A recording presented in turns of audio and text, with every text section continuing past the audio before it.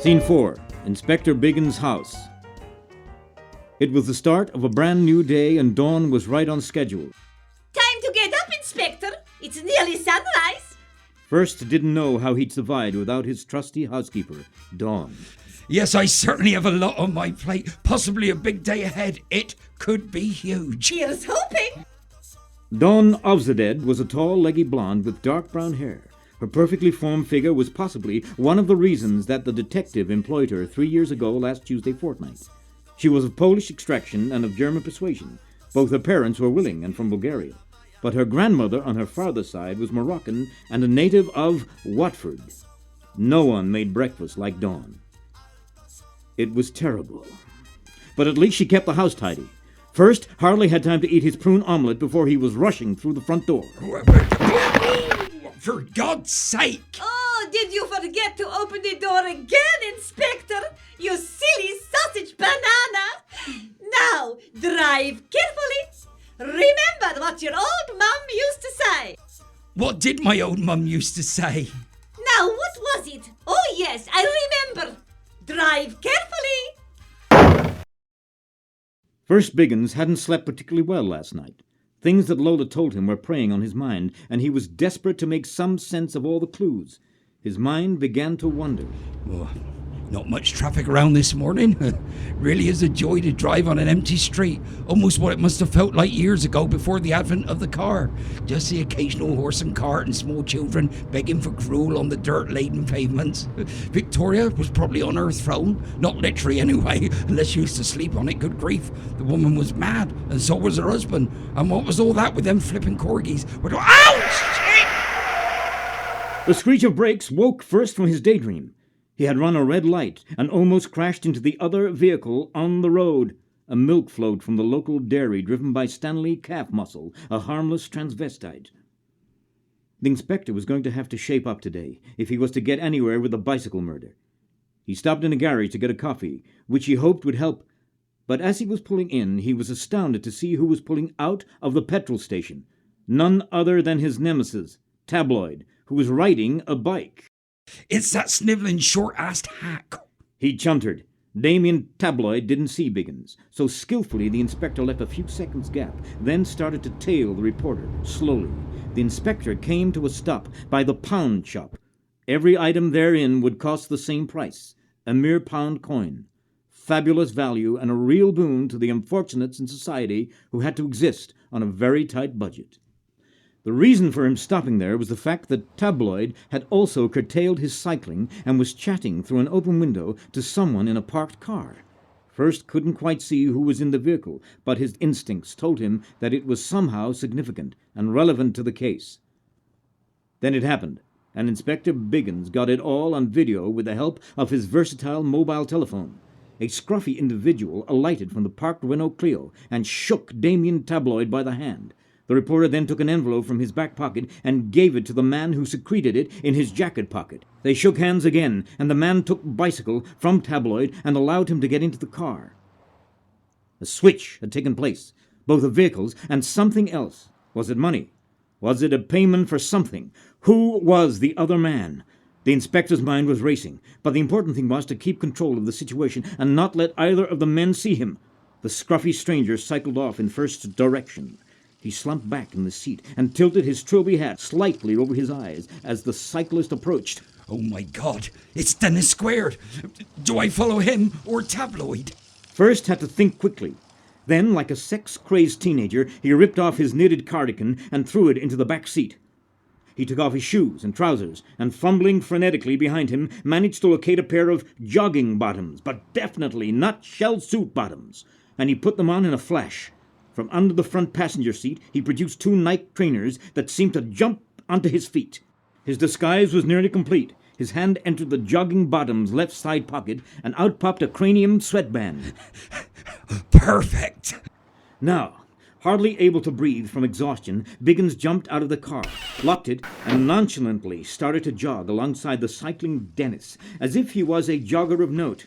Square didn't seem to notice first, and because he was a very slow cyclist and Biggins was fairly nifty on his lallies, they more or less kept pace with each other.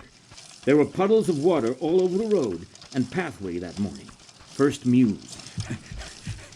I reckon it's been raining recently. He nodded to himself, and this seemed to confirm that he was confident of the correctness of this deduction. Suddenly, Dennis burst into song. It sounded like a very familiar ditty to the now undercover detective, but the words were different. First knew what he had to do.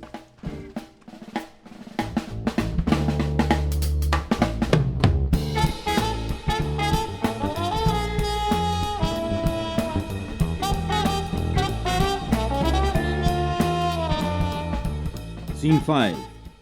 Biggins Office, Little Threadbare Police Station. It was 2:30 in the afternoon when Inspector Biggins burst into the office. Lola, my dear Lola! He was barely able to contain his joy as he fell into his chair.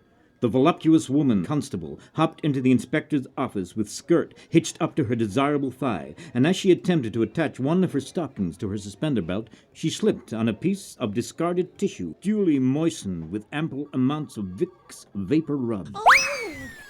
There was nothing she could do as her body took its own course, as she seemed to be catapulted through the air in slow motion, landing prostrate in front of First, with her head buried in his lap. Oh, good shot, Vicar. I thought you'd at least take me out to dinner first, Lola. She seemed to mumble something, but it was the vocal vibrations rather than the words that made First jump to his feet. Whoa! That's a touchdown. He barked, quickly rearranging the family jewels. Sorry, Inspector. You caught me on the hop. We were all wondering where you'd been today and why you were so late. I was particularly worried myself. I kept thinking, what if something unthinkable happens to him? Well, I think that's what I thought. Anyway, it makes you think, doesn't it?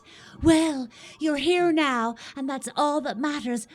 Apart from world peace, of course. Lola, you've cracked it. Shall I get you a splint, sir? No, you silly, complicated little girl. It's not a splint I require. It's my day in court with the murderer. You mean? Yes, Lola.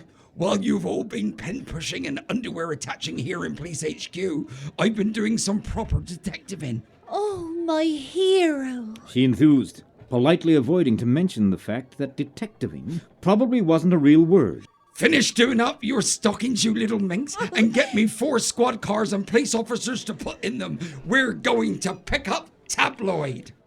Tabloid? 10 voices shouted in unison. First had obviously got the attention of everyone within earshot. Lola frenetically ran back into her office to do what the inspector had asked, and he himself quickly grabbed several tissues and started the arduous task of removing Lola's lipstick from his groin area. I'll never get this out.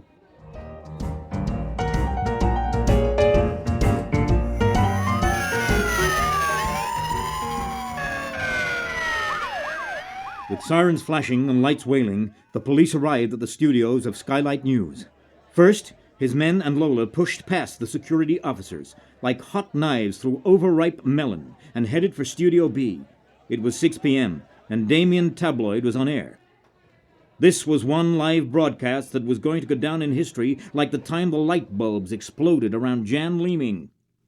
Dawn Ovzadeh, Biggins' housekeeper, was watching the news in the comfort of her own bedsit, like everyone else that night, although they were obviously watching in the comfort of their own homes, as they couldn't feasibly all fit into Dawn's bedsit. The feature with the eye-in-the-sky traffic report had just finished, when suddenly she saw her boss, the inspector, invading the newsroom flanked by a dozen or so officers, one of which was female, who kept looking into the camera and pouting. Stay with me, Officer Thyrub.